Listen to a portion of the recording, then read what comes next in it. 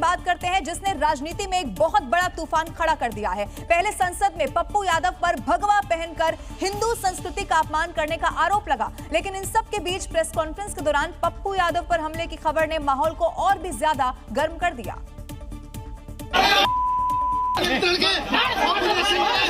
क्योंकि जिस तरह सांसद पप्पू यादव आरोप लगा रहे हैं वो बेहद ही गंभीर है और सुरक्षा व्यवस्था पर बड़े सवाल खड़े कर रहे हैं। उनका दावा है कि उनकी हत्या की एक सोची समझी साजिश थी। सांसद के मुताबिक हमलावर अपने साथ चाकू लेकर आए थे और अतीक अहमद हत्याकांड जैसी किसी बड़ी वारदात को अंजाम देना चाहते थे। चाकू लेके मारने आया भाई।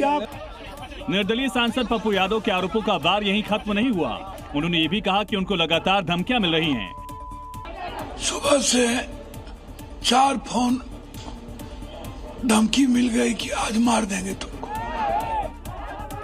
सांसद पप्पू यादव जिस समय प्रेस कॉन्फ्रेंस कर रहे थे तभी अचानक भीड़ में से कुछ युवक उठे। उन्होंने सांसद पर चप्पल फेंक दी। अचानक हमले से वहां मौजूद लोग सन्न रह गए। इसके बाद जो हुआ उसने कुछ ही पलों में प्रेस कॉन्फ्रेंस को रणक्षेत्र में बदल दिया। हालांकि वहां मौजूद लोगों ने दोनों हमलावरों को पकड़ लिया, उनकी जमकर पिटाई कर दी। पुलिस पूरे मामले की जांच में जुट गई है। पुलिस के मुताबिक जिस आरोपी के पास चाकू मिला उसकी पहचान कर ली गई है। पुलिस का कहना है कि घटना के समय एक आरोपी सुमित नशे में था।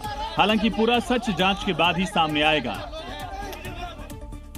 हालांकि पप्पू यादव पर ये जो हमला हुआ है उसने अब राजनीतिक रंग लेना भी शुरू कर दिया है। इन सब के बीच आरोपी के परिवार ने आरोप को पूरी तरह से बेबुनियाद करार दे दिया है। पप्पू यादव पर हमले को लेकर राजनीतिक पार्टियां भी सरकार पर हमलावर हैं। कांग्रेस ने अभिव्यक्ति की स्वतंत्रता को मौलिक हक बताते हुए कहा सांसद पर हमला स्वीकार नहीं है। इसी बीच शिवसेना यूबीटी भी हमले को लेकर हमलावर है। पप्पू यादव के बारे में जो कुछ कल हुआ है आज होगा उसका समझ। गृह मंत्रालय कितना नाकामयाब हो रहा है उसकी एक और एक है। पप्पू यादव जी के ऊपर हमला होता है उसकी कीमत आपको चुकानी पड़ेगी। वहीं पकड़े गए आरोपी और उनके साथियों का कहना है कि वो सिर्फ साधु संतों के अपमान पर सवाल पूछने गए थे। उन पर लगाए गए चाकू के आरोप बेबुनियाद हैं। वो चाकू अपनी तरफ से दिखा रहे हैं। कोई चाकू नहीं था, हम पे कुछ नहीं था, केवल जेब में फोन थे, पैसे थे, गाड़ी की चाबी थी। वहीं पप्पू के आरोपों पर आरोपी सुमित की मां ने साजिश का आरोप लगाया। दिल्ली पुलिस ने मामले में एफआईआर दर्ज कर ली है। आरोपी से पूछताछ जारी है। राजधानी के वीवीआईपी इलाके में हुई इस सुरक्षा चूक ने कई बड़े सवाल खड़े कर दिए हैं। देखिए, पेपर लीक और छात्र आंदोलन के उबाल के बाद देश की सियासत का आज पहला इम्तिहान हो रहा है। ऐसा क्यों कहा जा रहा है? क्योंकि बिहार की बांकीपुर सीट पर जनसुराज के प्रशांत किशोर बीजेपी के गढ़ में एक बड़ी सेंधमारी करते हुए 10वें राउंड की काउंटिंग के बाद भी अब आगे चल रहे हैं। तो उधर मध्य प्रदेश की भी अगर बात की जाए तो यहाँ दतिया और गुजरात की मंजलपुर सीटों पर भी वोटों की गिनती लगातार इस वक्त चल रही है। बांकीपुर में शुरुआती राउंड्स में जनसुराज के प्रशांत किशोर बीजेपी के नीरज कुमार पर बढ़त बनाए हुए हैं। अगर ये रुझान नतीजे में बदलते हैं तो बीजेपी के गढ़ में बड़ा सियासी उलटफेर माना जाएगा। वहीं दतिया में बीजेपी के आशुतोष तिवारी और गुजरात की मंगलपुर सीट पर बीजेपी उम्मीदवार शुरुआती बढ़त में है। दतिया में टिकट विवाद और नरोत्तम मिश्रा समर्थकों की नाराजगी के बीच सीएम मोहन यादव की साख दांव पर है, जबकि बांकीपुर का मुकाबला बीजेपी और प्रशांत किशोर के लिए प्रतिष्ठा की लड़ाई बन चुका है। काउंटिंग अभी जारी है, लेकिन शुरुआती रुझान सत्ता के संग्राम में आने वाले सियासी संदेश की झलक जरूर दिखा रहे हैं। और इसी से जुड़ी हुई एक ब्रेकिंग न्यूज आपको बताते हैं। विधानसभा उपचुनाव की गिनती लगातार चल रही है। सबकी नजरें बांकीपुर सीट पर हैं। इससे जुड़ी हुई अपडेट आपको देते हैं। प्रशांत किशोर लगातार बढ़त बनाए हुए हैं। प्रशांत किशोर 6011 वोटों से इस वक्त आगे चल रहे हैं।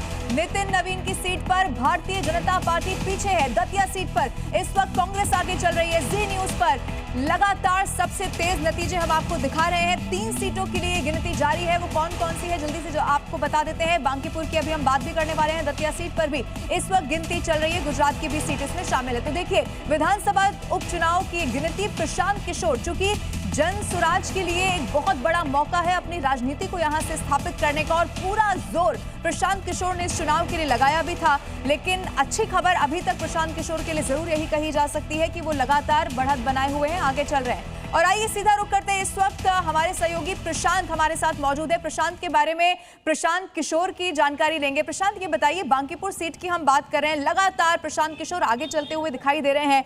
ये एक तरफ बीजेपी की साख की लड़ाई तो है ही, लेकिन दूसरी तरफ कितनी राजनीतिक स्वीकार्यता रही होगी यहां प्रशांत किशोर की खुद की, उनका बड़ा इम्तिहान है। ये सिर्फ एक सीट की लड़ाई नहीं है प्रशांत।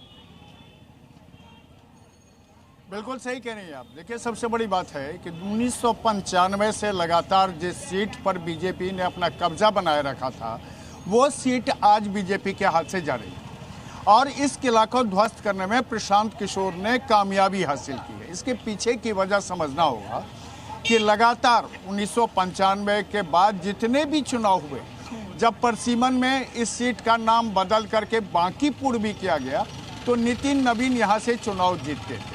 लेकिन सबसे बड़ी बात है कि जब 2026 में नितिन नवीन को बुला लिया गया दिल्ली और उसके बाद ये सीट पर उपचुनाव हुआ, तो बीजेपी ने जितनी गलतियां की, एक तो उम्मीदवारों के चयन में, उम्मीदवार दोबारा बदलने को लेकर के, तो लोगों के मन में, जो वोटर हैं, खास करके जो युवा वोटर हैं, उनके मन में एक बात आई थी। और एक बात आपने बिल्कुल सही कहा कि इस बार जब जनजी मूवमेंट शुरू हुआ था और पटना में जो कुछ भी हुआ, उसके बाद भी यहाँ के लोगों में और जो वोटर्स हैं, उनके मन में ये बात आ गई थी कि बीजेपी के हाथ से यहाँ से सीट बदलनी होगी। और इस पर बीजेपी, देखिए, अभी तो नतीजों का इंतजार प्रशांत करना होगा, लेकिन इस पर आखिर फिर मंथन भी किया जाएगा कि कहां पर कमी रह गई। बहुत शुक्रिया आपका हमारे साथ जुड़ने के लिए।